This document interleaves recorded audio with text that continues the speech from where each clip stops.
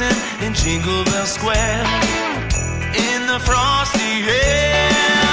What a right time, it's the right time to rock the night away. Jingle bell time, it's a swell time to go riding in a one-horse sleigh. Giddy up, jingle horse, pick up your feet, jingle around the clock. Mix and a mingle in the jingling beat. That's the jingle bell, that's the jingle bell, that's the jingle bell rock.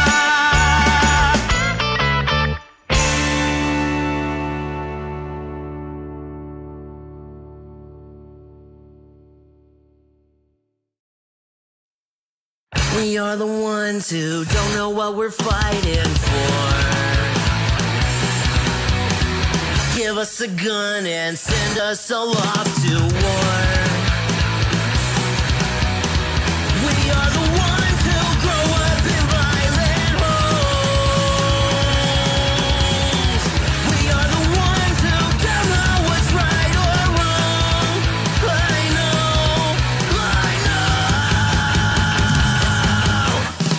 We are the ones, we are the ones, we are the ones who were born into war. We are the ones, we are the ones, we are the ones who just don't give a fuck no more. No more. We are the ones who don't know why we're losing score. Give them a badge so they could send us to the morgue. Yeah, we are the ones who are scared to walk out the door. We are the ones who don't know what we're dying for. I know.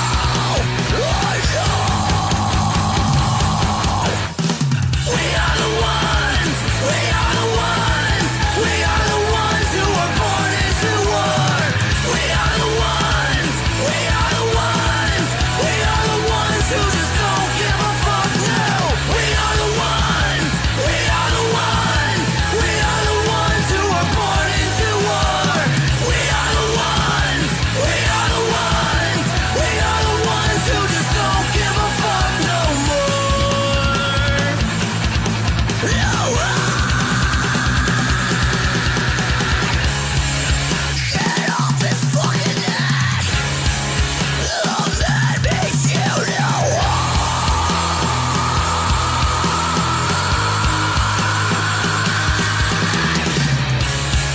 He can't fucking breathe.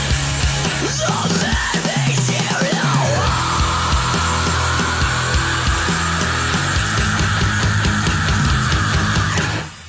We are the ones, we are the ones, we are the ones who were born into war. We are the ones, we are the ones, we are the ones who just don't give a fuck now. We are the ones, we are the ones, we are the ones who were born into war. We are the ones, we are the ones, we are the ones who just don't give a fuck no more.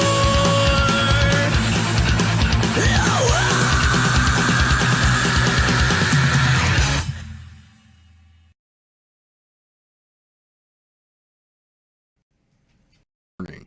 This podcast features adult subject matter, adult language, and things not meant for children to hear. Viewer discretion is advised. You've been warned.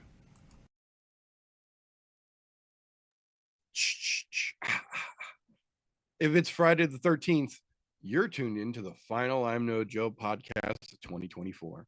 Welcome, ladies and gentlemen, boys and girls, children of appropriate ages, to the final 2024 episode of the I'm No Joe podcast, the show where every armchair quarterback can feel like Eddie Bravo. Today, as like most days, I have got the glorious panel here with me to break down the shit-talking shenanigans, fight announcements, and fuckery that has dribbled out the MMA pipeline since we saw you wonderful folks last. Before we get into all that, though, first and foremost, gentlemen, how the hell are you doing over there? Doing as good as can be expected for a Friday. Right. Doing pretty good. Not looking forward to the fucking end of the year here. Don't want a month off of fights, but I wish we had a better way to cap off the this Tampa card. I absolutely agree with that. 100%. This is not the greatest weekend of combat sports of 2024, but it is the final big weekend of 2024. So that being said, we're going to get into everything you need to know about this evening. So first and foremost, to kick things off like we like to do around here, a little bit of news and recent events, fight confirmations, fight cancellations, things that are popular or unpopular in the MMA world we feel that you folks need to know about this week. First and foremost, I guess it's kind of MMA adjacent. We got confirmation this week that the Tommy Fury versus Darren Till boxing match is officially off. Darren Till said in multiple interviews leading up to this that he thought that he was a good enough boxer to beat Tommy Fury, but if he wasn't, he was going to do like the other gentleman that we talked about not that long ago and just head kick him in the octagon or in the boxing ring rather and win that way. And Tommy Fury said, you know, I'm a professional fighter. I'm not playing these fucking games. I'm trying to be a professional fighter. And those kind of antics just aren't fucking professional, plain and simple. So Tommy Fury is holding the date, looking for a new opponent to fight on his own. Darren Till just kind of got kicked to the fucking curb. So Darren Till doing Darren Till things and getting Darren Till results. What are you going to say?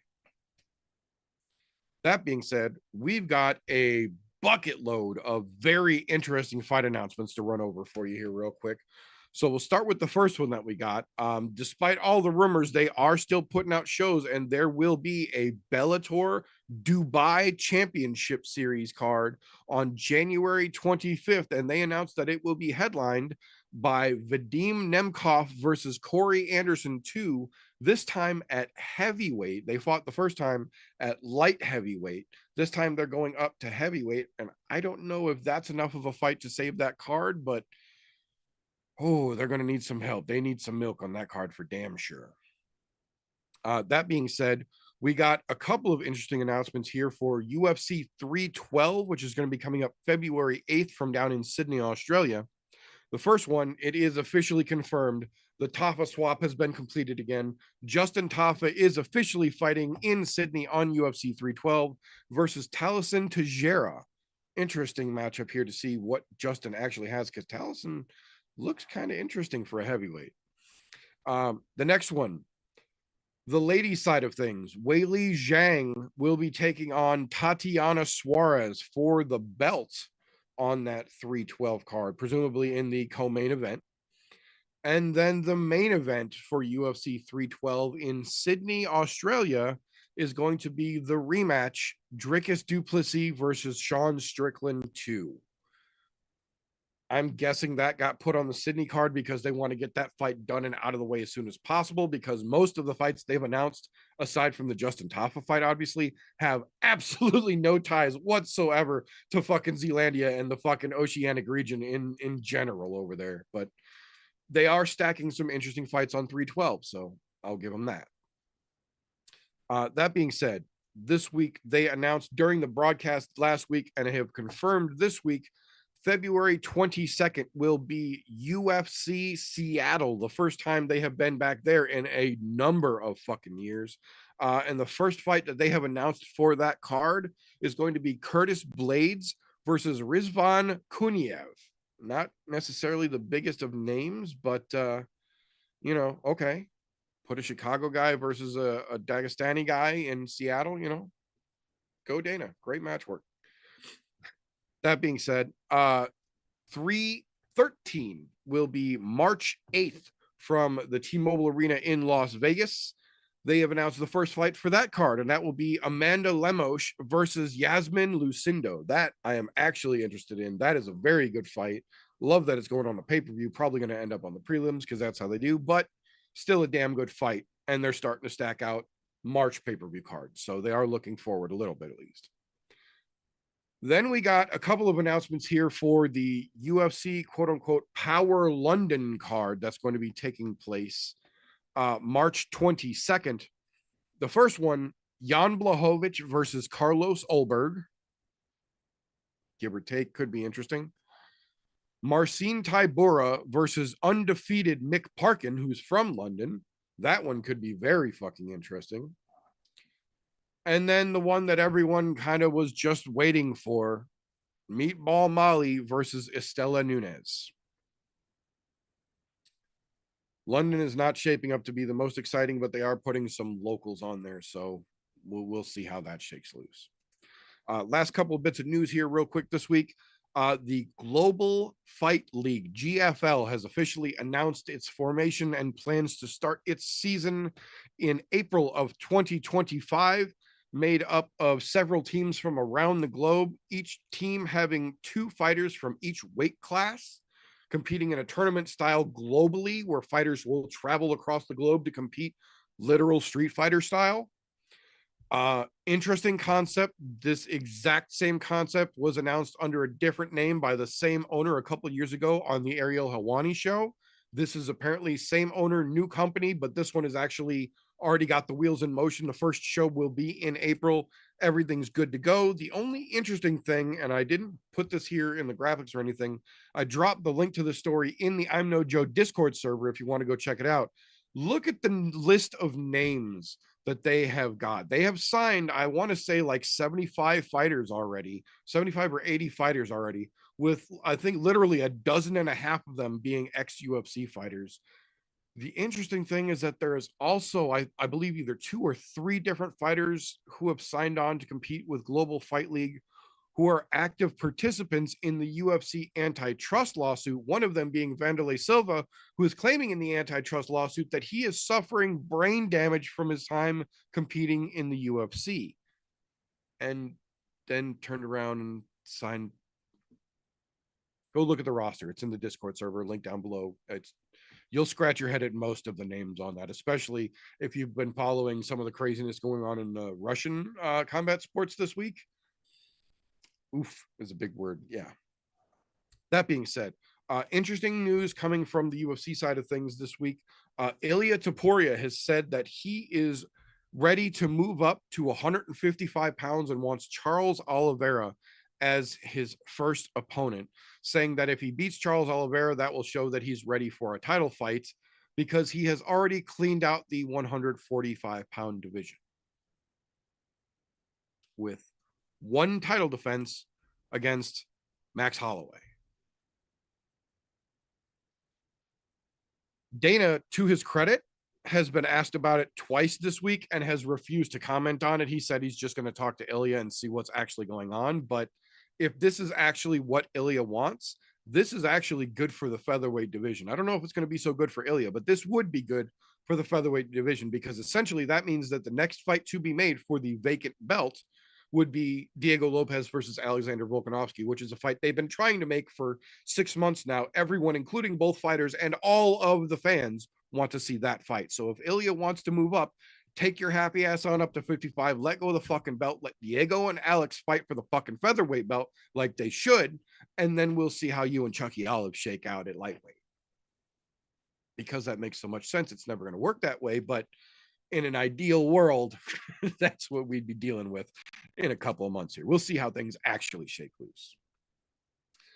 Last one I have got for this week, maybe not the biggest news to everybody, but I do feel it is worth mentioning here.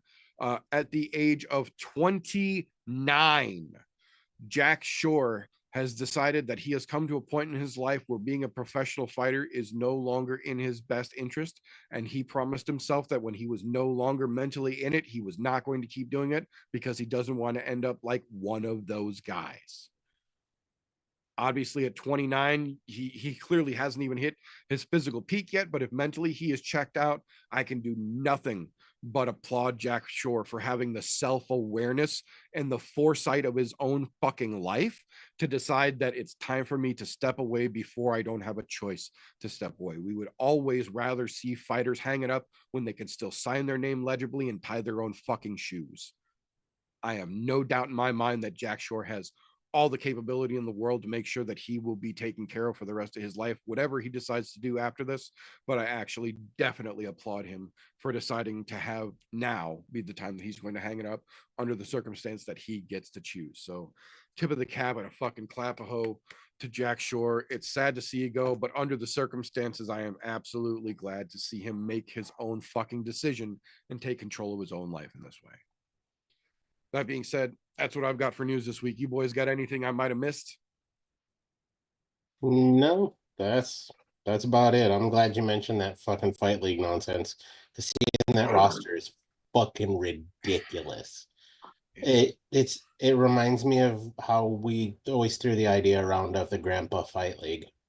Yeah. Like it's one of those things we were talking, Christian and I were talking about it a little bit before the show. Like it ultimately it is better for everyone if there are more promotions because the rising tide raises all boats. But Bellator's not doing good. PFL's not doing good. There's rumors that one championship might not make it till winter of 2025. GFL is launching its debut with set times for their first promotional fucking event. And I honestly don't know if half their roster will physically or legally be able to compete. So while we would love to see more promotions and more people doing well, realistically, it's not easy. And the UFC is in the position that they're in because they've been doing it for so long with so much strength. I would love to see a company like GFL come out, kick, rocks right in the fucking UFC's face and do the damn thing. But realistically, they got a tall task ahead of them for sure. But that being said, because I forget every fucking week, I'm going to do it right now. We are going to go down the combat sports menu for the weekend because, yes, even though it is Friday, there are still multiple cards going on this weekend. That's why we're doing a show tonight. So first and foremost, tomorrow kicking off bright and early at 11 a.m. Eastern, 10 a.m. Central Standard Time is the PFL Europe 2024 Championship. Their $1 million for the European side of the house kicks off. Again, like most of these cards, the hardcores are going to know a couple names. Casuals probably are not going to recognize anybody on this card, but if you need punchy kicky with your breakfast, PFL has you covered first thing tomorrow morning. Tomorrow evening, 7 p.m. Eastern, 6 p.m. Central Standard Time, the final UFC broadcast of the year, UFC Fight Night Covington versus Buckley live from Tampa will go down. We will talk a little bit more about that here in just a little bit, but that ironically is not the final card of the weekend for once. Brave Combat Federation is actually doing a two-part, two-night show. Their first show went earlier this afternoon, where Muhammad Mokaev put on a hell of a performance for being a fuckhead. Their other half of that show kicks off not tomorrow, but Sunday morning at 11:30 a.m. Eastern, 10:30 a.m. Central Standard Time over on YouTube.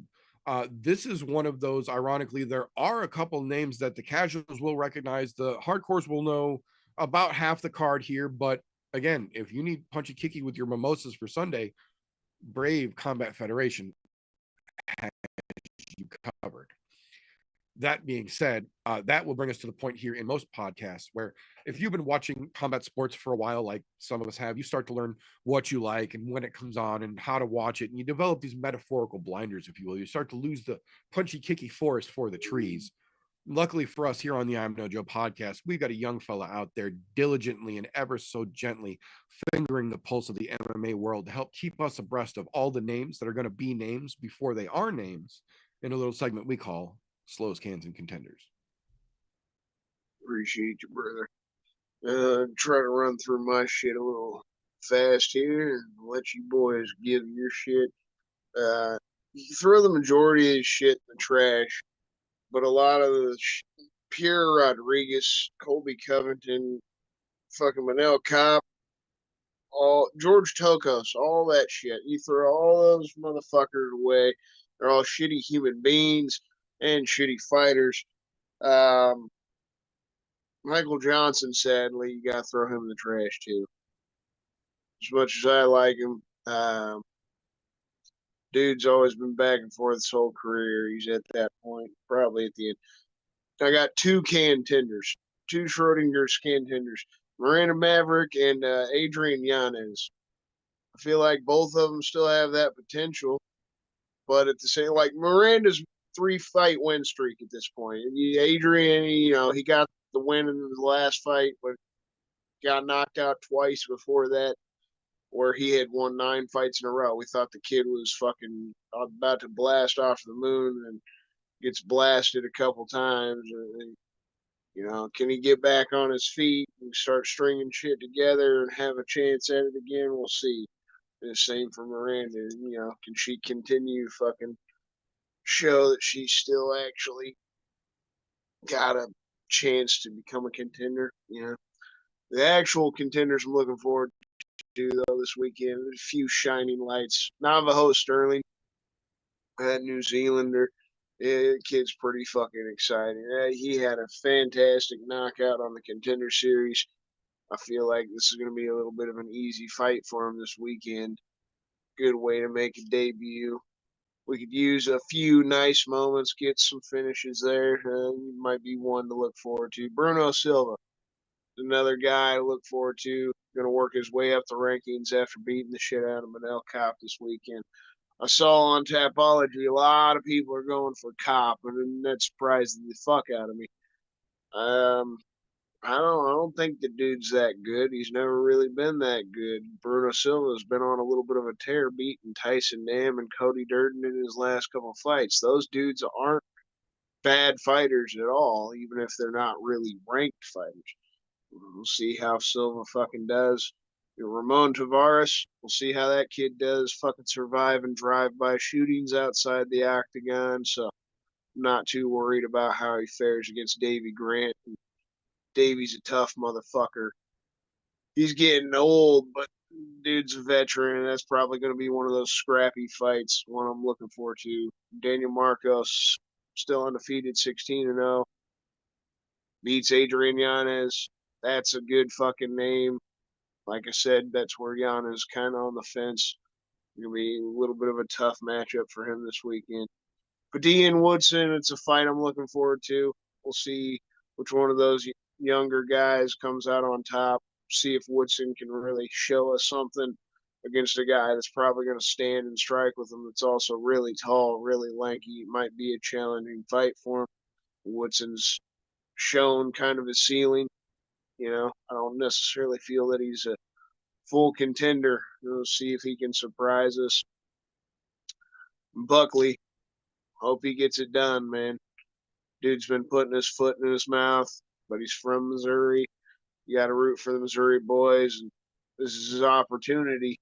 Go out there and beat one of the biggest pieces of shit in the world. Finish the year off the best way you fucking can, and knock out Colby Covington. Shut that motherfucker up.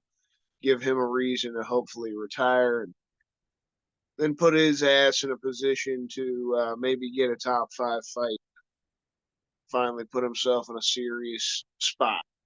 He would be an actual contender.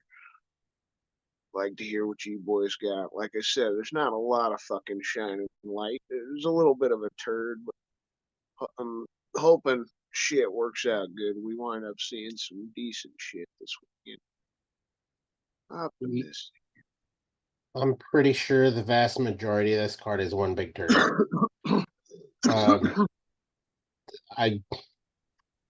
To be honest, can fight main event. Fuck them both. I liked what Joaquin Buckley was doing till he started letting his mouth run the show. I'll say it. Nobody else wants to say it. He's the Black Colby Covington. He's playing the fucking heel. And now it's heel and heel. He just doesn't think he's playing the heel, but that's what he's fucking doing. And don't get me wrong, it sells fights, but it doesn't sell your stock to me. I sell that shit. Like I said, I was a fan till he started running his fucking mouth just terribly. So that fight as a whole, albeit it may be interesting, I don't care. That worst main event we could possibly have to end the fucking year. To be honest, they should have done this before fucking 310 and did 310 to end the fucking year. To be honest, the co-main is my main event. I'll watch an old Cub Swanson who's always going to go in there and go out on his shield or to go out with his sword, one of the fucking two. Billy Quarantillo's right up there with him in that same category where he's getting a little bit older he'll go out on his shield or go out with his sword and fucking win. So that should be an interesting fight. But I'm skipping fucking that fight. We're not even talking about that one.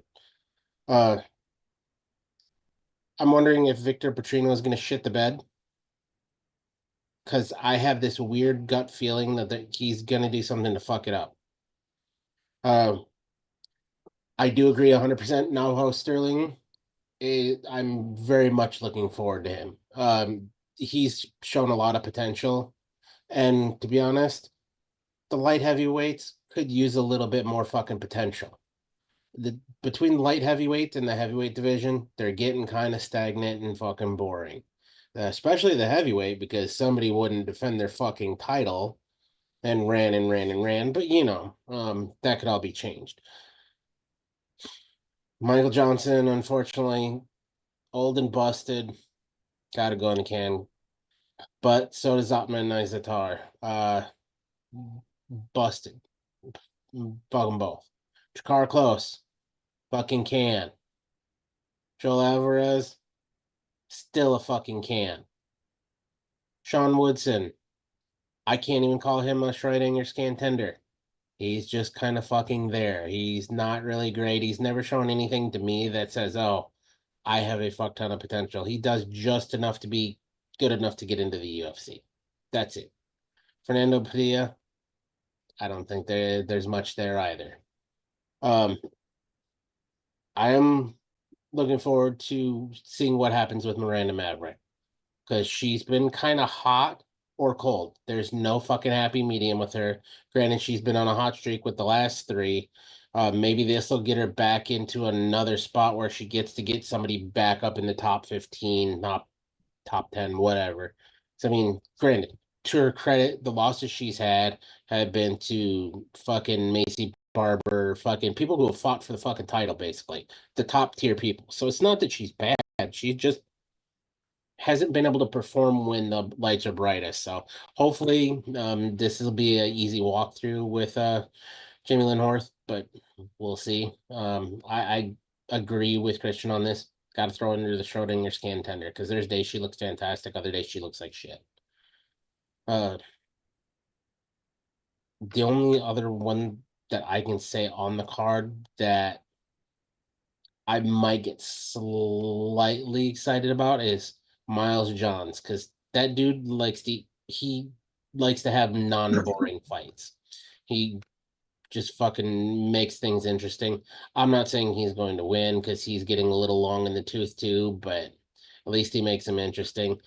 But my Schrodinger's contender of a fight is that co-main event in Cub Swanson and Billy Quarantillo. That's the fight for me on the card. Yeah. Something about them old guys that still go out swinging.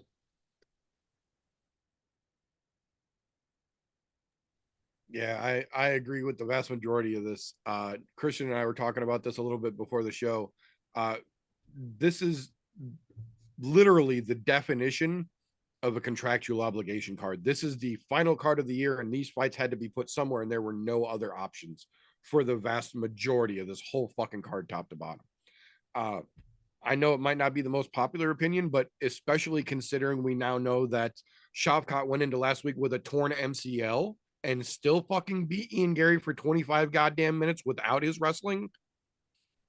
I really wish we would have just held Shavkat off, let him fucking heal, and instead this weekend we would have gotten the Buck versus the Cuck, and that would have been more fun, because fuck Colby. He doesn't deserve to make money or get fights, let alone main event, after the bullshit that he's been sitting out playing. So I 100% agree. This main event can go fuck itself. I really don't care how it turns out.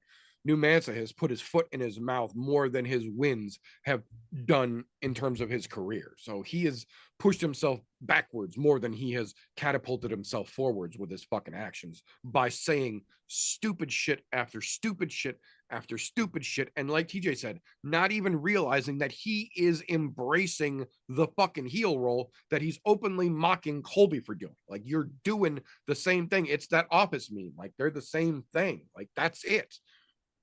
One's light, one's dark, but it's the same fucking act. Maybe not to the same degree, but Yeah, no, I'm not very much interested in that main event whatsoever. I honestly would have rather seen Buck versus the Cuck and known that both of them were healthy, and it might have been a better fight.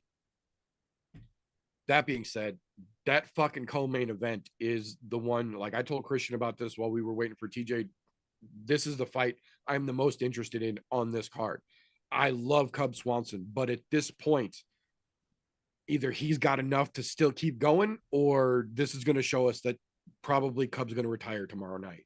Like Billy Q is not a world beater by any stretch of the imagination, but he is well rounded enough and he is competent enough in the cage that he can sit there for 15 minutes and make sure that he outpoints Cub if Cub doesn't actually come with it. If Cub goes out there like we know he is capable of, he could put Billy on his ass. He might be a hard 15 to get the W, but there's also a chance that Cub could put Billy on his ass, and I don't think that chance is there the other way around. Is he going to be able to do it? That's the thing we need to find out. I love Cub, but man, there are miles on those fucking tires, and there's a lot of them, and they're not all highway miles. Cub has been through it. He's already in the Hall of Fame. At this point, he is fighting because he wants to fight, and tomorrow night we find out how much more he wants to fight. Fingers crossed that the MMA gods aren't fucking cruel to us, but we've seen this scenario play out time and time again. So that's the one that I'm actually interested in the most. Really hope Bruno Silva can get out there and do the namesake fucking proud, shut that big mouth the fuck up. Knowing what both of them are capable of, that's also a potential 15-minute fucking snore fest, though. The one that I'm openly petty as I am rooting for is Vitor Petrino. He is not anything spectacular or great, but I very openly and publicly do not give a flying fuck about Dustin Jacoby and would love nothing more than to see him get laid the fuck out by Petrino. Will it happen? Probably not, but I'm hoping against hope, and I'll cross my pinkies and fucking toes and hope that he can get it done. We'll see. Marcos Yanez, great fucking fight. Navajo Sterling versus Tuco. Tukos, maybe not as great, but interesting to see what Sterling's got. Tukos, I don't get it. Tukos is training down at Killcliff with some legitimate fucking talent. He's got Henry Hooft in his fucking corner, and he just can't seem to fucking put it together for whatever reason. I would love to see him finally do it, but I don't think against a guy like Navajo Sterling is going to be the time that he finally flips that fucking switch. We'll see, but I don't think so. I am curious to see what Navajo can do now that we've got him under the bright lights and on the big fucking stage finally. I think it's going to be a lot, but we'll see. You never know. I do agree about Miranda Maverick. She is about as close to a definition of a Schrodinger's contender as we can give any fucking fighter. We've seen her come out and just steamroll girls, and then we've seen her come out and look like she literally had never been in a goddamn fight before, a dozen fights into her fucking pro career. Like, I would love to see her do great and have a Missouri girl out there kicking ass, taking names, and running up that list. But if she can't stay consistent, that's just not going to be a possibility. And Jamie Lynn Horth isn't a feared lady, I say in air quotes, by any stretch of the imagination, but she's 7-1, and you don't get there by fighting fucking nobodies in the UFC. She's had to earn her fucking stripes. Not the most exciting by any chance, but she's capable. So if Miranda comes out here tomorrow night and she just doesn't know what she's doing, Jamie Lynn will take her to fucking school. I'm confident. I'm curious how that one plays out. I don't think we need the opening ladies fight at all. Pereira Rodriguez versus Josephine Knudsen. I get that Knudsen is undefeated, but give her someone who's actually going to fucking challenge her, who's worth fighting.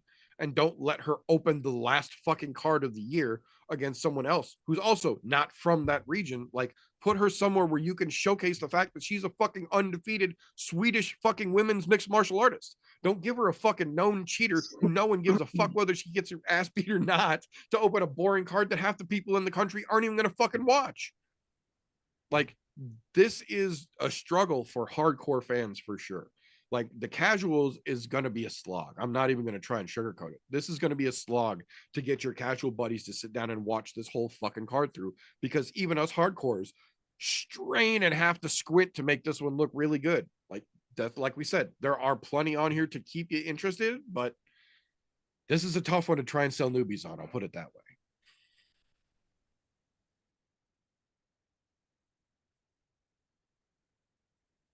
And damn sure, it is damn sure tough to fucking polish up, but appreciate both of you boys. Thank you very much, sir. Much appreciated. So that'll bring us to the point where most podcasts, you'd be seeing some B-roll fucking footage for some program that doesn't have anything to do with the show or some product that no one on the show actually doesn't use. And we don't roll like that around here. Here on the I'm No Joe podcast, we're brought to you by viewers like you. Patreon.com/I'm No Joe. For as little as $1 a month, as much as you would feel comfortable giving, you will get first and foremost your name at the end of every broadcast on this channel to let everyone know how awesome you are in helping us out. On top of that, you get access to the unaired and unairable content that we've got from behind the scenes, all the fun and fuckery that we legally can't just put out to the public and have to keep behind an age gate. We give to the people who help us do what we do. So patreon.com/I'm No Joe. Little as a buck helps us do what we do. That being said, this is the point in the show where one segment in particular does indeed require its own disclaimer. So if you will. me. Tapology.com does not in any way, shape, or form support, sponsor, or endorse the I'm No Joe podcast yet. That being said, Tapology does give you the option to go to their website, create a free account, and make fantasy-style MMA picks like we do here on the show. They even let you make groups. So we made one. It's called ImNoBookie, all one word, or Group 965, however you need to look it up. It is there. It is open to the public. You are welcomed and encouraged. Make yourself an account. Let us know who you are, and we will hold your picks accountable with ours in a segment that we call Tapology with TJ. Well. We're back. Last one of the year. See y'all in a fucking month. All right. Keep this short, sweet, to the point. Last week, 310. Pantoja versus Asakura. Pretty good fucking card overall. I will give it that. There wasn't really anything fucking boring about the card. As a whole, the group did fantastic. 500 or better, meaning more than 50% of the picks, right? Just in case some of you guys don't understand that lingo, we'll leave it there. I do want to say there is something that I think there may have been a fisticuffs. So I'm glad to see Christian is fucking moving and doesn't have any black eyes. Because the boys were fighting for last fucking place there all fucking night long. Looks like Vindog came out on top though in that category by winning the last place. Tripped over his dick on the way down, punched Christian in the mouth. Christian just had to fucking take it as he's watching the dick just dangle. But, Vindog pulls himself back together because he had a great week the other week. It just fell off the fucking truck there. Now, across the other side of this, I get to toot my own fucking horn. Tooting fucking toot. 12 of 14 correct.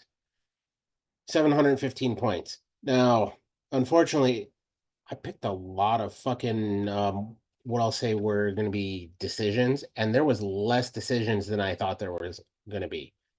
But it happens. What are you going to do? Now, with all that being said, that'll bring us into checking on our last end of the year fucking I'm No Joe Grand Prix.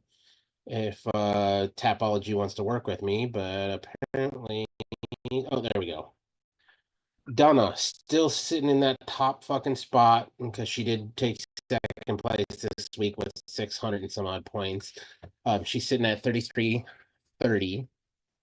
Christian, even though he had a rough night in the fucking office, sitting at 30-20, only 310 points off. Me with the big night in the office, snuck up real close behind Christian at 30-15. I'm only 5 points off of him and 315 off the lead. Meter ran himself into fourth place there. Up at 26-40.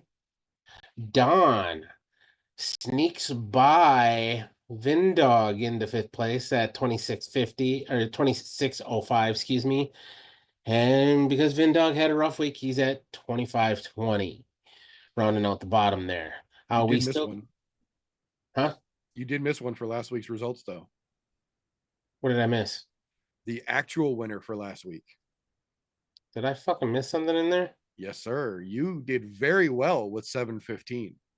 But we had one asshole who I am throwing skeptical eyes at who went 13 of 14 for 845 points, making We it don't into the talk about top that because it wasn't in the 100. group.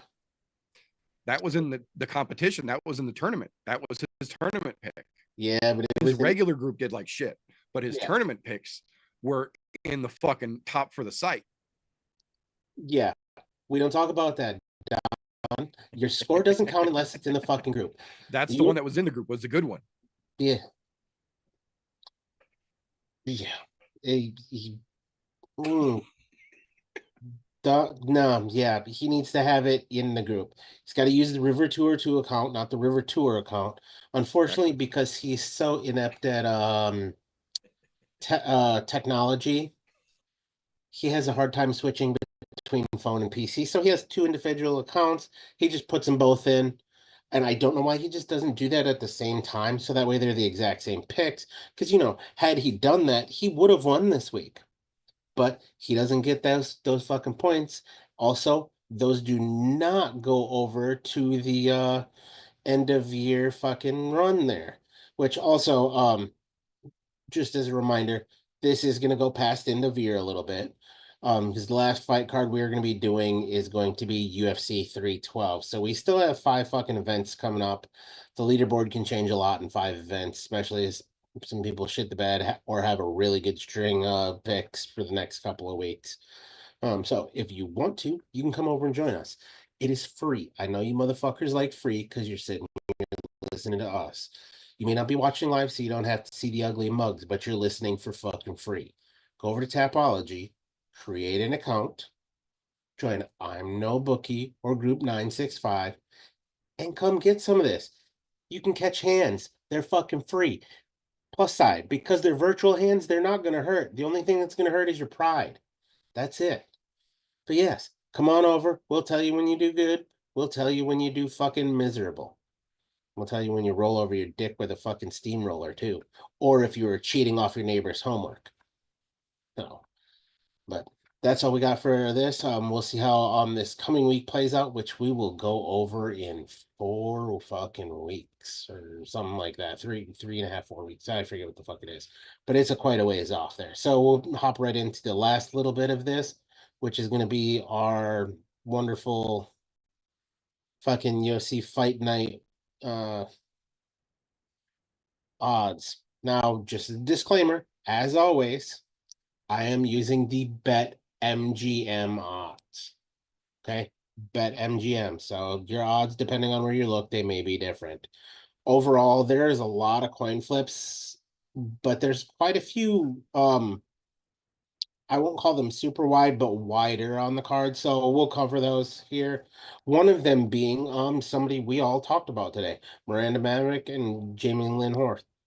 They've got Maverick coming in as a minus 650 favorite over Horth in a plus 475 underdog. So take that with a grain of salt, because like we said, Maverick is kind of either really hot or really cold. I'm hoping she stays on the hot streak, but we'll see. And one I talked about earlier, Drakkar Klose and Joel Alvarez. They've got Alvarez coming in as a minus 450 favorite over a plus 340 in Drakkar Klose. Because, like I said, fuck Drakkar Klose. The dude's really not that good. How he's still here, we don't fucking know. Victor Petrino, Dustin Jacoby. They've got Petrino coming in as a minus 350 favorite over a plus 260 underdog in Jacoby. Not bad. One I'm not happy about here, Bruno Silva and Manel Cape, or Cop, or whatever the fuck he is, comes in as a minus 375 favorite over a plus 290 in Silva as the underdog. But, I don't think those odds are necessarily correct. Now, for the widest odds on the card, the one we all said we're excited to see and hoping he's doing some good things here, which is going to be Navajo Sterling and Tukokos, or however the fuck you say that name, because I can't fucking talk and it's too late right now. They've got Navajo coming in at a minus 800 favorite over a plus 550 underdog in Tuco. Widest odds on the fucking card. Now, as always, we'll hit the co-main in Maine. Billy Corantello and fucking Cub Swanson. They've got Cub coming in as a plus 125, Billy coming in as a minus 150. So basically a coin flip. Pretty close to even odds there. I really don't want to do the main, but we're going to anyways. Covington coming in as a plus 200 underdog over as Buckley as a minus 250 favorite.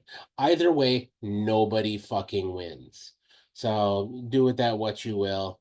But yeah, a lot of the other fights on the card, all coin flips, but there's a couple of wider odds there just for everyone, just that way you got it. But that's all we got this week, and we'll see y'all in 4 weeks for the next go round. And enjoy your Christmas or Kwanzaa or Festivus or whatever that it is you celebrate, and fucking have a safe and happy New Year. We'll see you guys all next year. Thank you very much, sir. Much appreciated.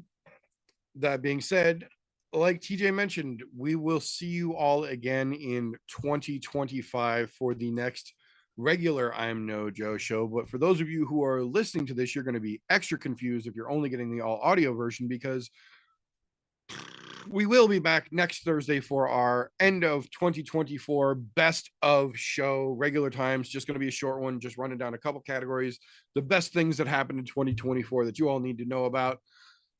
That being said, that is all we've got for this particular episode. But when we wrap things up around here, that is not the end of the fun. This morning, just like most Friday mornings, this gentleman, he's over here. No, he's over here. This gentleman and his other half dropped their podcast, Slow Bake and Contemplate, over on Spreaker.com. Links to their podcast as well as their socials and their channel over on the I'm No Joe Discord server, all down below. Go check them out and tell them how awesome they are. Appreciate you, brother. Fun never fucking stops.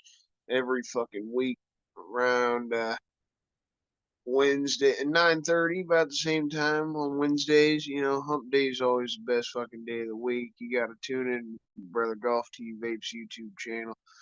Tune into the Foggy Fairway. You're probably going to take that time off over Christmas and shit, just like we're going to be having the time off with the fighting podcast here. But make sure you check out all the brother shit. And once we get back into next year, make sure every Wednesday night you're tuning in, showing him some love. All of his fucking links should be down in the description as well. Fuck yeah, we'll be there next week. Thanks, brother.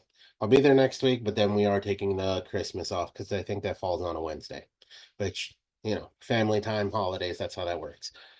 But then we'll be back at it actually after New Year. So there you go. He was right. He knew what was going on. Smart man over there. Now, being as we do have this large time off, for those of you who want to and need things to do over that long time off, there's a guy I know. I'm fucking brain farting, but I've heard he does many things. But if you go down below, click on the /ImNoJoe, that will take you to all the many things that whatever his fucking name is do, and it'll take up a whole lot of your time. Go enjoy it. Enjoy the holidays while looking at all of those many things that he does do. Promoting Bilal there for a second. I have no idea. I think I got hit in the head earlier. Much appreciated. Everybody's links are all down below to all the goodness that we all get up to. Go check out everything. There's plenty down there to keep you occupied and entertained over this fun, festive break, whatever you may be celebrating or not. That's your prerogative as well. But that is all we have got for this particular episode. We'll be back next Thursday with our best of 2024. And then we'll see you again in January 2025 to kick off the next year of Punchy Kiki. So that being said, that is all we've got for this particular episode. So remember, boys and girls, don't let ignorance stop you. You can root for anything.